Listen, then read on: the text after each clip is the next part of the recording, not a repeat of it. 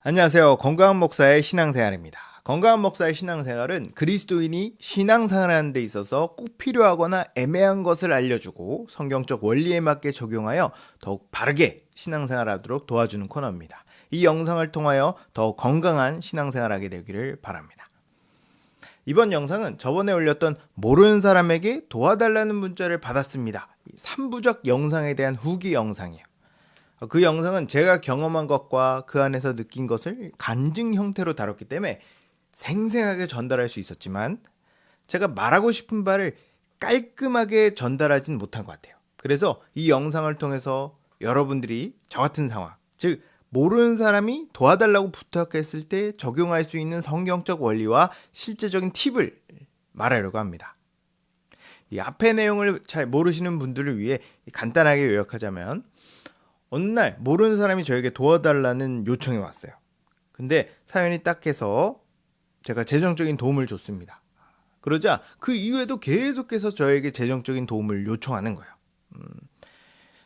전체적인 상황을 봤을 때 이 사람이 저에게 거짓말을 하고 있는 것 같고 상습적인 것 같아서 확실하고 분명하게 경고했다는 내용입니다. 아직 그 영상을 보지 않으셨다면 위에 링크를 걸어 놓을 테니 클릭해 주시기 바랍니다. 저는 이 사건을 통해서 크게 4가지를 얘기할 거예요. 첫째, 도움을 줘야 할지 말아야 할지 모를 때 어떻게 해야 할까? 둘째, 도움을 줄 때는 어떻게 도와주는 것이 좋을까?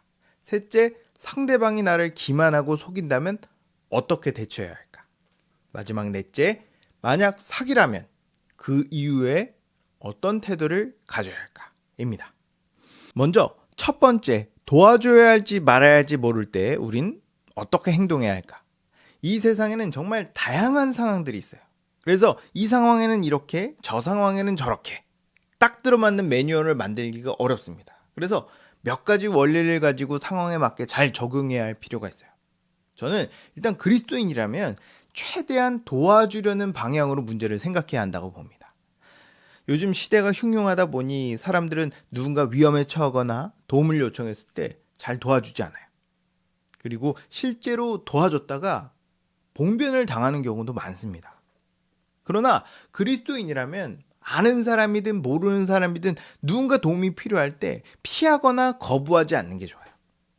왜냐하면 그것이 내가 예수 그리스도를 섬길 수 있는 아주 좋은 기회가 될 수 있기 때문입니다. 히브리서 13장 2절에 보면 이런 말씀이 있어요. 손님 대접하기를 잊지 말라. 이로써 부지 중에 천사들을 대접한 이들이 있었느니라. 요즘 사람들은 세상이 흉흉하다고 누군가 나에게 접근하고 뭔가 요구하는 것 같으면 무조건 거부하고 거절하려는 경향이 있습니다.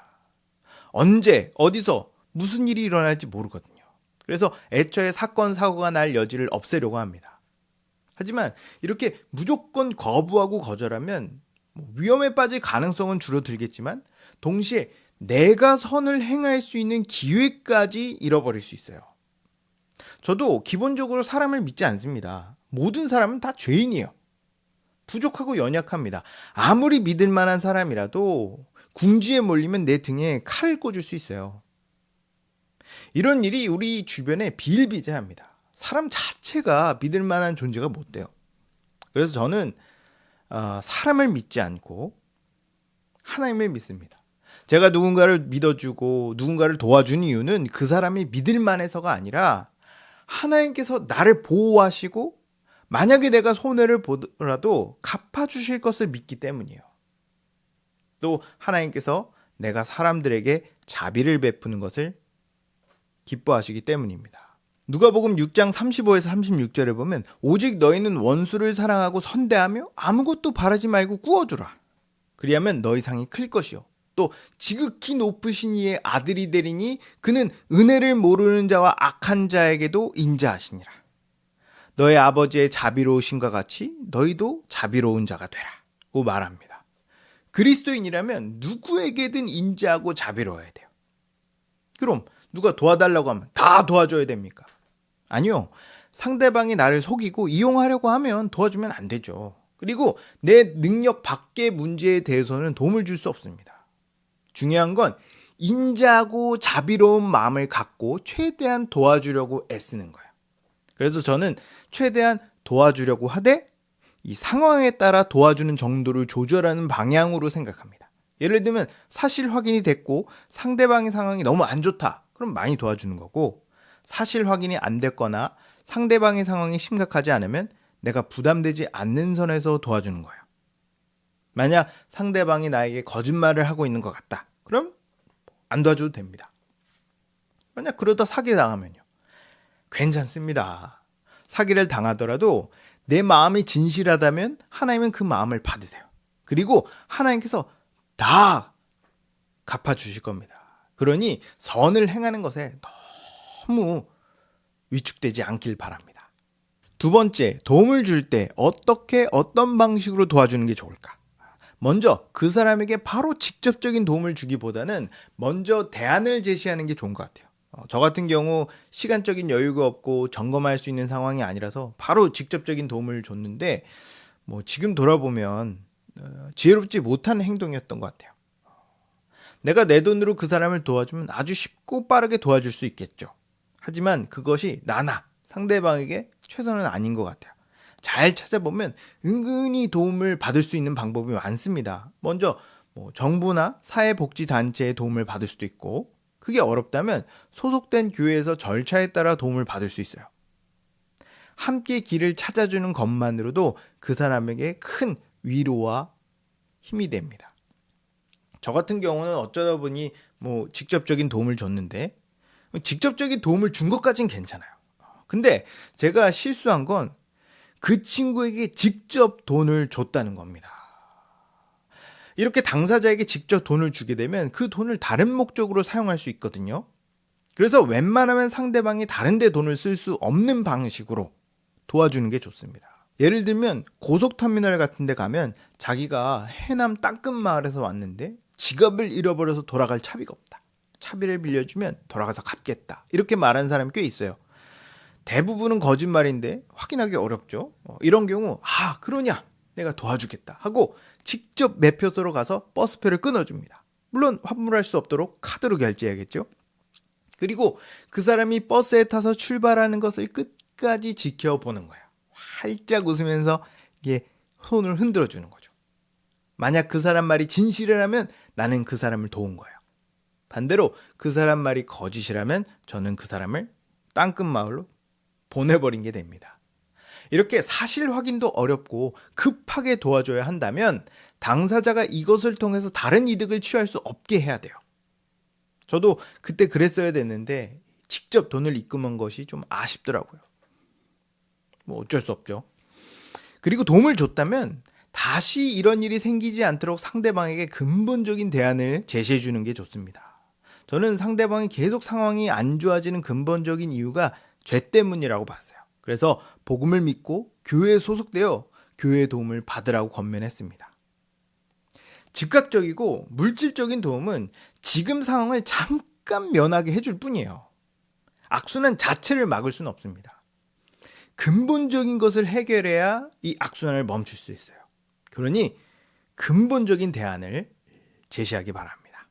셋째, 상대방이 나의 선의를 기만하고 이용하려고 한다면 어떻게 대처해야 할까요?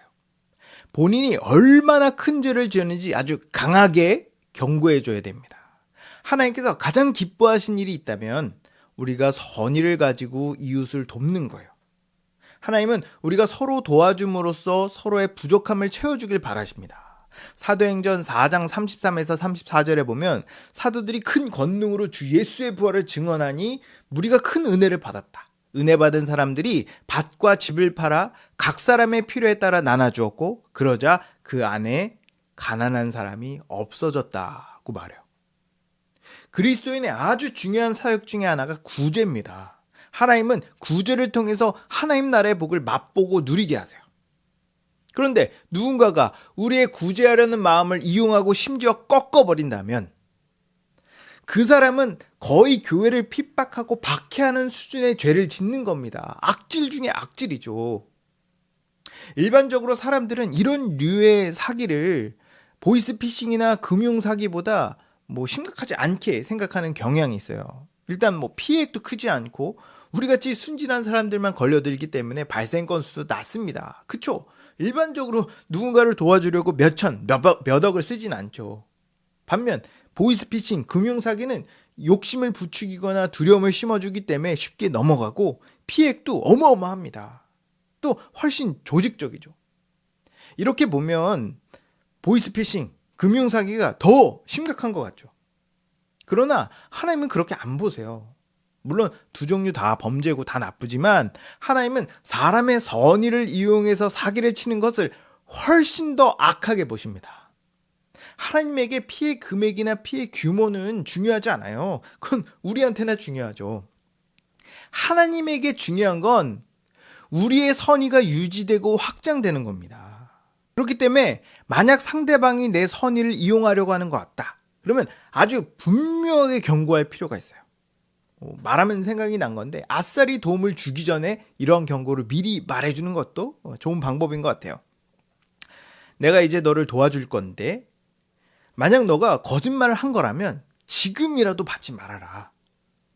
너가 나한테 도움을 받는 순간 하나님께서 내 인생에 아주 깊게 관여할 거다. 그리고 무슨 일이 생기더라도 나를 원망하지 말아라. 다음에는 이렇게 얘기해야겠어요. 미리 말하지 못했다면 나중에라도 얘기해 주세요. 이렇게 얘기해서 상대방이 회개하고 복음을 믿게 된다면 이것만큼 좋은 일은 없을 겁니다. 마지막으로 넷째, 사기를 당한 후에 우리는 어떤 마음가짐을 가져야 될까요? 제 주변에 선의를 가지고 누군가를 도와줬다가 뒤통수를 세게 맞은 사람이 몇 있습니다. 이렇게 뒤통수를 맞으면 생각보다 충격이 커요. 일단 상대방에 대한 심한 실망감과 배신감을 느낍니다. 나름 믿어주고 생각해서 도와줬는데 돌아오는 건 상처와 손해와 후회뿐이니까. 이런 경험이 한 번이라도 있으면 우린 더 이상 도와주려는 마음을 닫습니다. 제가 아는 사람이 있는데 누군가를 믿고 도와줬다가 진짜 제대로 배신당했어요. 재판까지 가서 막대한 정신적, 물질적 피해를 봤습니다. 그분이 저한테 이렇게 말하더라고요. 착하게 살아봤자 결국 나만 손해더라. 이제는 착하게 살지 않을 거야. 이제 아무도 믿지 않고 아무도 도와주지 않을 거야. 살다 보면 누군가에게 선의를 베풀다가 배신을 당하는 경우가 있어요. 그럼 당연히 마음이 상하고 또 손해도 생기겠죠. 그래서 더 이상 선의를 베풀지 않게 된다면 저는 이것보다 더 큰 손해는 없다고 봅니다. 이미 마음이 상하고 손해를 본 건 지나간 일이니까 어쩔 수 없지만 이로 인해 앞으로 아무런 선의를 베풀지 않게 된다면 우리의 미래까지 손해를 보게 돼요. 물론 더 이상 누군가를 돕지 않으면 상처받을 일도 재정적인 손해를 볼 일도 없겠죠. 그러나 그러면 우린 하나님께 아무것도 받지 못할 겁니다. 우리의 신앙도 자라지 않을 거고 내 삶에 하나님의 역사하심도 발견하지 못할 거예요. 마지막에 예수님이 오셨을 때에도 아무런 칭찬이나 보상이 없을 겁니다. 성경에 보면 원수 갚는 것이 하나님께 있다고 하셨어요. 비록 내가 눈으로 보지 못하고 언제 일어나는지 모르지만 하나님께서 적당한 때, 적당한 방법으로 상대방을 징계하실 겁니다. 우린 이 사실을 믿고 오히려 더 열심히 남을 돕는데 내 시간과 물질과 정성을 써야 돼요. 잠언 19장 17절에 보면 가난한 자를 불쌍히 여기는 것은 여호와께 구워드리는 것이니 그의 선행을 그에게 갚아주시리라고 말합니다. 내가 선의를 베풀다 사기를 당했다고 내 선의까지 없어지는 게 아니에요. 하나님은 마음을 보시거든요. 우리가 만약 주를 위해 누군가를 불쌍히 여겼다. 그럼 하나님께서 그거 다 장부에 기록하세요. 내가 주를 위해 정신적, 물질적 손해를 봤다. 그럼 그것도 장부에 기록하시고 이자까지 쳐서 다 갚아주십니다. 하늘의 이자는 요즘 은행 이자처럼 0.1% 이런 수준이 아니에요. 3000%, 6000%, 10,000%입니다. 이 땅에서 못 받으면 다음 땅에서 받을 거예요. 하나님 나라는 우리가 주를 위해 손해를 보면 볼수록 이득을 보는 구조입니다. 우리가 사기를 당해도 그 손해가 사라지는 게 아니에요. 그러니까 누군가를 돕다가 잘못되더라도 낙심하지 마세요. 하나님께서 다 아십니다. 누군가를 돕다가 손해를 보더라도 돕는 걸 멈추지 마세요.